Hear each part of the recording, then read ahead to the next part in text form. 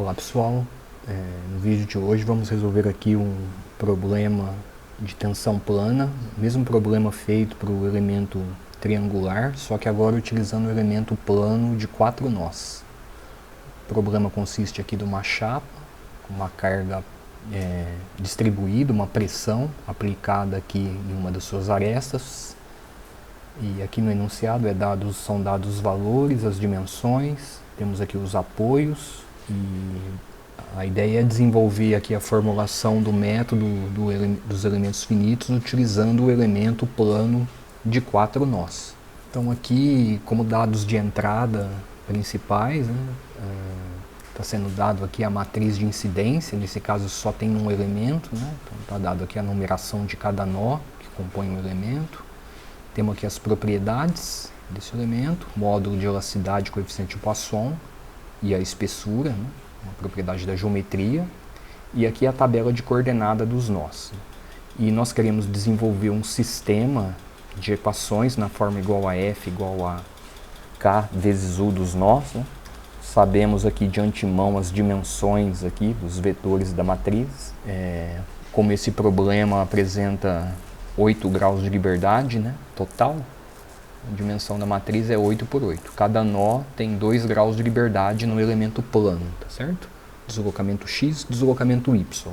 E aqui estou mostrando aqui também as condições de contorno, dada aqui pela simbologia dos apoios fixos e do apoio móvel no nó 1. A primeira matriz aqui determinada, com base nas propriedades dos materiais, é a matriz constitutiva D, ok? Que relaciona as deformações com a tensão. No caso plano, temos aqui a componente XY e a componente sigma XY e gama XY, referentes ao cisalhamento. Então, considerando o material isotrópico elástico linear, substituindo os valores aí do coeficiente de Poisson e módulo de elasticidade, os valores conhecidos, nós escrevemos aqui a nossa matriz constitutiva. A segunda matriz importante é a matriz de funções de forma. Tá?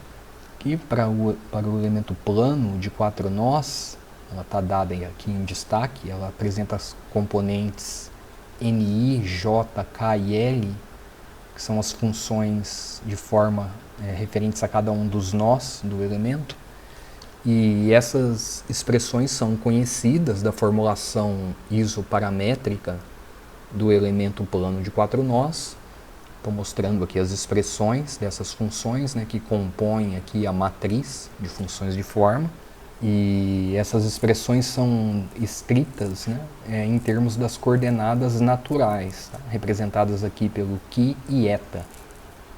Uma forma da gente visualizar aqui esse elemento no espaço XY, também chamado de domínio físico, é visualizar ele no domínio natural, ou domínio de referência, aqui com coordenadas Ki e Eta. E também é importante respeitar aqui a posição dos nós adotadas aqui para essas funções de formas escritas aqui. Então o nó I está aqui na posição -1, -1. Nó J, posição 1, -1, e assim para os outros dois nós. O domínio natural sempre varia de -1 até 1. Uma das possibilidades da formulação isoparamétrica permite aqui utilizar essas funções de forma para, dado um ponto no espaço natural, um ponto quieta, a gente determinar esse ponto correspondente no espaço físico, XY. Então, substituindo aqui um ponto quieta dentro aqui do domínio do espaço natural, substituindo esses valores aqui nas funções de forma e aplicando essas equações, conhecidos os valores das posições nodais, x, j, k e l, xi, xj, xk e xl, nós podemos determinar aqui a posição xy correspondente. Então essa é uma matriz conhecida do elemento plano de 4 nós. Uma matriz aqui importante a ser determinada também é a matriz jacobiana. tá? Dado aqui pelas derivadas parciais da coordenada física em relação às coordenadas naturais, conforme esse arranjo indicado, né? E nós sabemos também da formulação isoparamétrica que essas derivadas aqui podem ser reescritas, né, em termos das funções de forma de cada nó, e podemos então determinar a matriz jacobiana com base na multiplicação de duas matrizes, né? Uma matriz que contém as derivadas aqui parciais das funções de forma em relação às coordenadas naturais e uma matriz de posição ou de coordenadas dos nós que compõem o elemento E. Aqui tem, então essa matriz, no caso plano jacobiano, vai ser uma matriz 2 por 2, né? Essa primeira matriz é uma matriz cuja expressão é conhecida, porque as funções de forma são conhecidas, né? Então as derivadas parciais podem ser determinadas. E essa segunda matriz, também é uma matriz conhecida, porque as posições nodais são valores conhecidos da malha, né? Então, utilizando os valores do problema e executando aqui a multiplicação dessas duas matrizes, nós chegamos aqui na matriz jacobiana e, consequentemente, podemos calcular o seu determinante, também chamado de jacobiano, e podemos calcular a sua inversa, tá? Estão mostrados aqui essas expressões. Nesse problema em particular, todos esses termos são constantes, tá certo? Porque o elemento tem um formato retangular, né? No caso aqui é um quadrado. E nesses casos, a matriz jacobiana e o seu determinante são constantes, né? Em elementos distorcidos, a matriz jacobiana e o seu determinante e sua inversa podem permanecer como uma função das coordenadas φ e eta. Okay? Uma das utilizações da matriz jacobiana, né, é determinar aqui as derivadas físicas das funções de forma, as derivadas em relação a x e y, né, para conseguir determinar a matriz de formação de deslocamento, a matriz B, dado aqui pelo operador gradiente simétrico vezes a matriz de funções de forma do elemento. Tá? Então aqui tem a expressão da matriz B para o elemento plano 4 nós, ela tem uma dimensão 3 por 8, né? E a determinação das derivadas físicas, né, em relação a x e y, ela pode ser obtida a partir das derivadas naturais, né, em termos das coordenadas φ e eta, fazendo aqui o uso da matriz jacobiana inversa. Tá? Então, tendo a matriz jacobiana inversa vezes as derivadas aqui no espaço natural, a gente obtém as derivadas no espaço físico dessas funções de forma. Okay? Aí, determinados aqui as derivadas em relação a x e y, né, as derivadas físicas, a gente pode então escrever a matriz de formação e deslocamento. Então, executando essa multiplicação, podemos escrever a matriz de formação e deslocamento, tá? Mostrada aqui na imagem. Tá? Então, observem que nesse caso a matriz B, só temos um elemento, né, ela está escrita em termos das coordenadas φ e eta. Okay?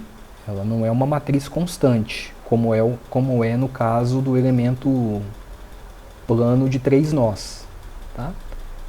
Então, aqui é uma primeira utilização da matriz jacobiana, né? A determinação das derivadas físicas das funções de forma. Tendo determinado aqui a matriz B, né, nós podemos calcular a matriz de rigidez do elemento, dado aqui pela expressão geral B transposto dB de ômega, né, integral em ômega. E nós sabemos aí da formulação isoparamétrica que essa integral é transformada, né, num domínio natural de -1 até 1, onde surge aqui o determinante da matriz jacobiana, né, o jacobiano. Essa integral da matriz de rigidez, ela é resolvida por meio da quadratura de Gauss. Okay? Então ela é transformada numa somatória. Vamos ver aqui. Aqui são dadas as dimensões das matrizes, né? E a solução numérica dessa integral dupla é dado por meio de uma somatória, né, usando a quadratura de Gauss, né, de pesos WI e WJ vezes o valor da função em posições específicas, né? São os pontos chamados pontos de Gauss. No caso particular do elemento plano 4 nós, a regra mais usada é a regra 2×2, tá? Então, que tem essa expressão aqui aberta aqui, né? Então, tem o número de pontos na direção φ e na direção eta, ambos iguais a 2, né? Chamada regra 2×2, que corresponde à chamada também integração completa para o elemento plano 4 nós. A determinação dessa somatória, então, ela só precisa ser conhecidos os valores dos pesos, que são valores tabelados, né, da quadratura de Gauss, e o valor da função em posições específicas, que são os pontos de Gauss, tá? E observem que esse termo aqui do integrando corresponde à nossa função que, uma vez que a matriz B é uma função de φ e eta, ok? O determinante também da matriz jacobiana também poderia ser, né? Isso acontece, como comentei, em casos de elementos distorcidos, né? Também seria uma função de φ e eta, tal que esse integrando corresponde à nossa função. E nós vamos substituir pontos específicos aqui dentro dessa função e executar essa somatória, tá? Esses pontos na regra 2×2 são localizados aqui nessas posições indicadas em vermelho, né? São posições conhecidas, né? E o peso na regra 2×2 também são valores conhecidos, no caso vale 1 e 1, tá? Tanto para o eixo correspondente à variável eta como para a variável φ. Então, substituindo aqui essas posições φ1, eta1, né, dentro aqui da função, que no fundo seria substituir na expressão da matriz B, e executando aqui a multiplicação, nós vamos obter, né, uma matriz como resultado, 8×8, correspondente a essa substituição no ponto 1, depois no ponto 2, no ponto 3 e no ponto 4, ok? Seriam tal que a matriz de rigidez do elemento vai ser dada pela soma de cada uma dessas matrizes determinadas nos pontos de Gauss, né? Então aqui eu estou mostrando as expressões de cada uma dessas matrizes, né, substituindo essa posição dos pontos de Gauss na expressão aqui do integrando, né? E a soma dessas matrizes vai nos fornecer a matriz de rigidez do elemento, tá? Então, aqui está mostrada a expressão da matriz de rigidez do elemento 1. No caso aqui temos apenas um elemento, né? E aqui também está sendo mostrada a marcação dos graus de liberdade, né? Que no caso do elemento plano de 4 nós, temos aqui essa expressão que permite determinar a marcação dos graus de liberdade em função da numeração dos nós dada na matriz de incidência. No caso aqui é um elemento, então é bem direto, né? A matriz global é dada pela montagem da matriz de cada elemento. Como aqui no caso nós temos um elemento, ela coincide com a matriz do elemento 1, né? Então está aqui a expressão da matriz de rigidez global. O outro vetor que nós podemos escrever é o vetor de deslocamentos nodais, né? Está escrito aqui, tem dimensão 8×1, né? Só temos um elemento. Aplicando aqui as condições de contorno, né, dada aqui pelos apoios, nós podemos reescrever esse vetor, né, com os valores nus aí nas posições correspondentes ao grau de liberdade restrito. O último vetor que tem que ser escrito para montar o sistema final é o vetor de forças, F, né? E a gente sabe que ele é composto pela soma aqui de 4 parcelas, uma referente às cargas pontuais, né? Que no caso aqui não temos nenhuma carga pontual aplicada, então é um vetor todo nulo, né? Tem dimensão 8×1, uma dimensão já conhecida. O vetor de forças de reação, que apresenta valores desconhecidos nas posições de grau de liberdade onde eu tenho condições de contorno, né, essenciais. Então está aqui o vetor de forças de reação. É um vetor de forças de campo, né, chamado um vetor consistente ou equivalente, que é dado pela montagem de vetores de força de campo de cada elemento. E o idem para um vetor de forças de superfície. Aqui um vetor equivalente, que é dado também pela montagem de um vetor de forças de superfície para cada um dos elementos da malha. No caso do vetor de força de campo, né, o FB maiúsculo, também chamado de vetor consistente ou equivalente, né, ele é dado aqui pela montagem de um vetor FB minúsculo de cada elemento, né, e esse vetor tem uma expressão conhecida, mostrando aqui, é um N transposto FB do elemento E de ômega, sendo que o FB do elemento, esse sim é o vetor de força de campo, dado aí como força por unidade de volume, né. Nesse exemplo em particular, ele apresenta tanto na direção x quanto na direção y valores nulos, não temos força de campo atuante nesse problema, tal que a multiplicação aqui desse vetor nulo pela matriz de funções de forma vai me dar um vetor 8 por 1, né, todo nulo. E, consequentemente, a montagem dele, só temos um elemento na malha, vai me dar o vetor equivalente aqui, FB, também todo nulo. O vetor de força de superfície, né, segue a mesma ideia, ele tem uma expressão conhecida, né, NE transposto FS do elemento E de gama, onde esse gama corresponde ao contorno, onde eu tenho um carregamento, uma carga distribuída, aplicada, né, uma carga por unidade diária, no caso.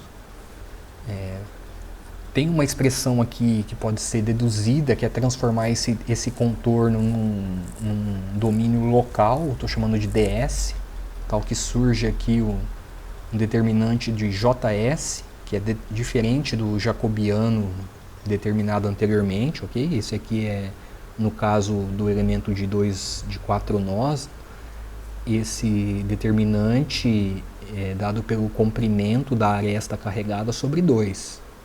É o determinante da transformação local, tá? O vetor força de superfície atuante no elemento pode ter componente x e y, né? Esse sim aqui dado por unidade diária, né, ou megapascal ou pascal.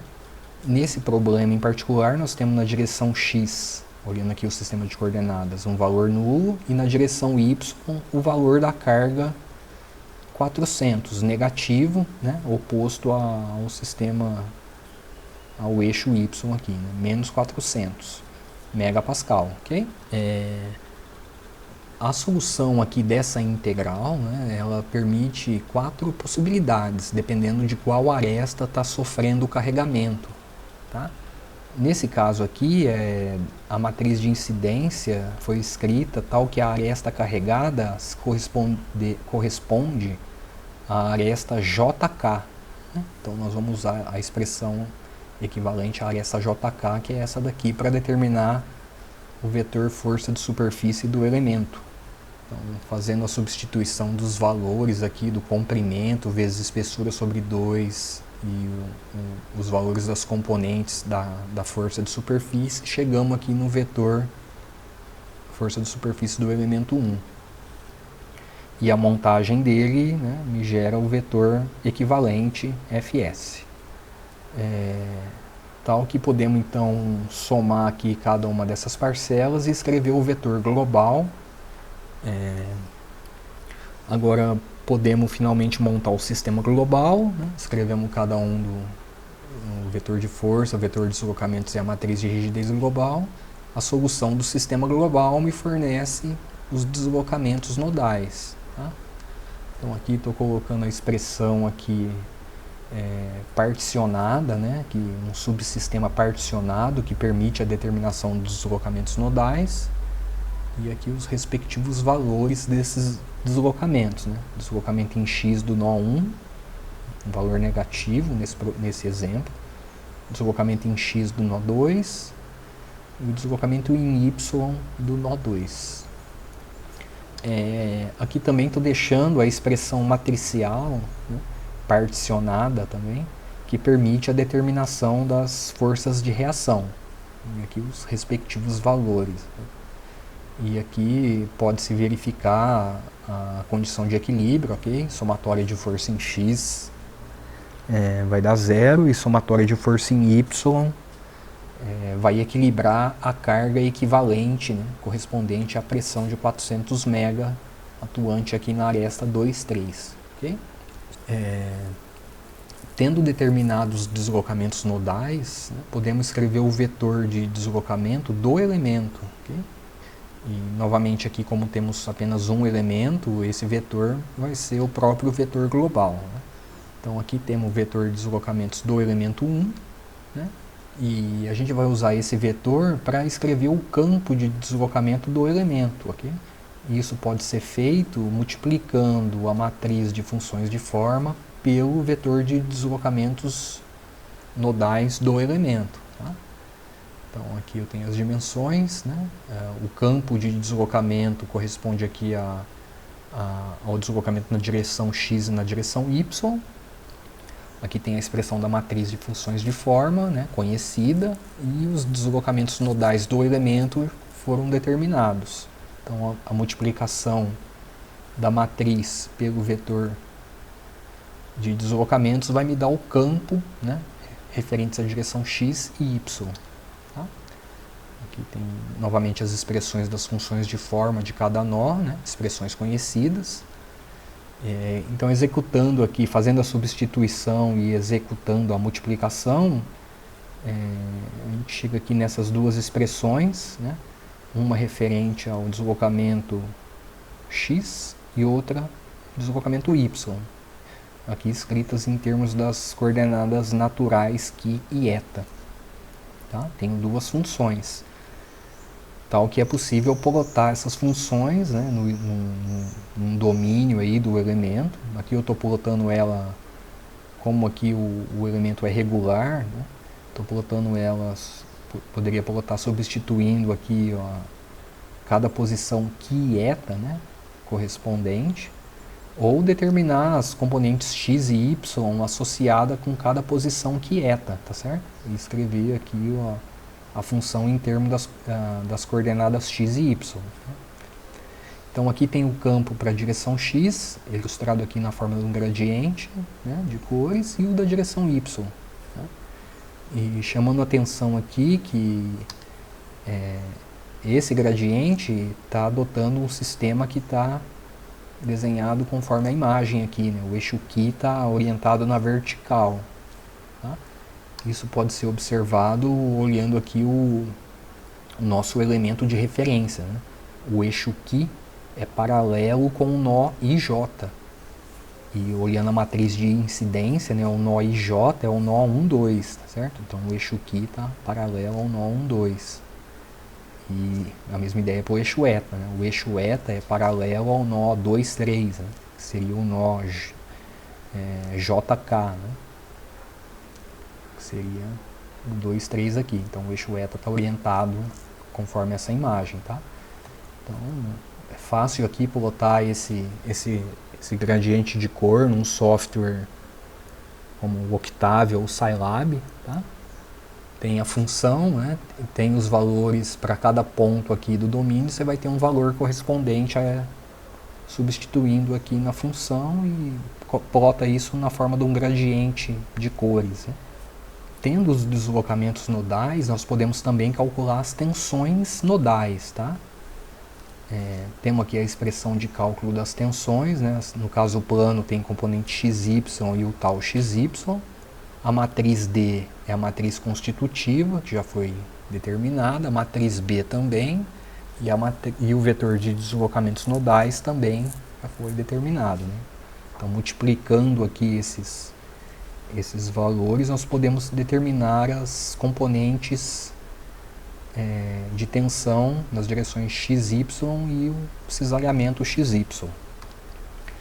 Observem aqui, né, que a matriz B ela foi determinada como uma função da coordenada φ e eta, tal que uma das abordagens, na verdade a abordagem mais simples, ou mais simplificada, é substituir as posições de coordenada quieta referente ao nó de interesse. Então, por exemplo, para o nó 1, que seria a coordenada qui e eta menos 1, a gente substitui aqui menos 1, e efetua a multiplicação. Ok? Então, isso me permite determinar as componentes de tensão no nó 1. Tá? Então, estou mostrando aqui os valores. Ó. Deu um sigma x negativo, menos 174, um sigma y menos 511 e o tal xy 84. Tá? Essa abordagem não é a mais recomendada, tá, em casos de elementos distorcidos e também não é assim utilizada em softwares comerciais. Né? O mais comum é determinar as tensões nas posições dos pontos de Gauss, okay? Ou no centroide do elemento, também é uma opção comum em software comercial. Tá? Mas o mais comum é determinar nos pontos de Gauss e depois fazer uma interpolação para os nós, tá? via funções de forma adaptadas. Tá? Esse é um procedimento comum. Né? Existem outros, tá? Existem diversas técnicas aí de recuperação de tensão. E essa aqui mostrada, reforço aqui, né, que é a mais simples, né, que é substituir diretamente as coordenadas referentes aos nós. Tá? Aqui nessa expressão. Então, fazendo isso aqui eu tenho do nó 1. Para o nó 2 a mesma ideia, o nó 2 é o nó J, né? Seria no caso aqui essa posição. Ele tem componente Qui 1, eta menos 1, substitui aqui na matriz B, efetua a multiplicação aqui das matrizes, a gente chega aqui nos valores de tensões para o nó 2. Okay? E a mesma ideia para o nó 3 e para o nó 4. Tá, pessoal? A gente também pode, então, usando essa abordagem simplificada, efetuar a multiplicação aqui da matriz D vezes B vezes U dos nós, sem substituir nenhuma posição, né? Tal que a gente escreve as funções de Qui e eta de cada uma das componentes. Né? E aqui essas funções estão mostradas, tá?